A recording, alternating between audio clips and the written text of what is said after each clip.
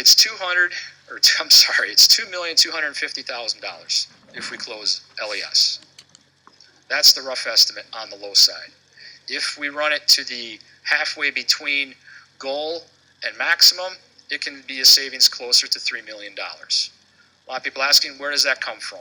I want to be very cognizant of the people that work with us, our colleagues. There's some easy math on that. Well, there's going to be one less principal, one less assistant principal. There are maintenance guys, head this and head that. The bulk of that revenue will be received from those units.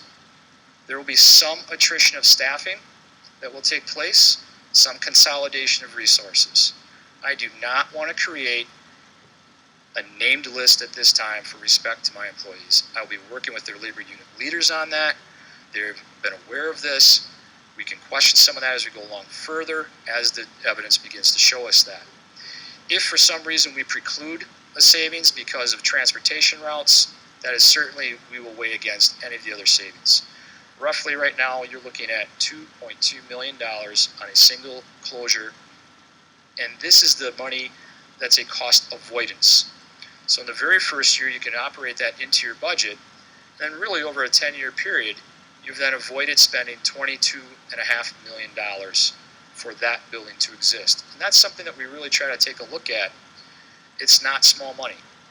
The other factor that we're looking at, particularly at Lewisboro, that we took into mind, is there's the opportunity for deferred maintenance. We've been on a very aggressive maintenance structure for this district.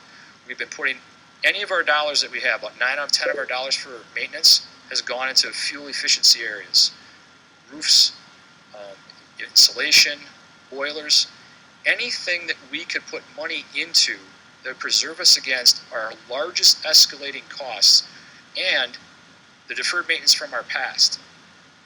I'm not saying that the buildings were not well taken care of, but we had fallen slightly behind. I am proud to say that our school district is maintained in a very high end. Now, there might be some areas of concern. We're going to be very aggressive again next summer, looking at several $1 million of work in these schools in ways in which we're not going to referendum, in ways in which we're not raising your taxes to do so. We can spend more time talking about energy performance contracting at a later date.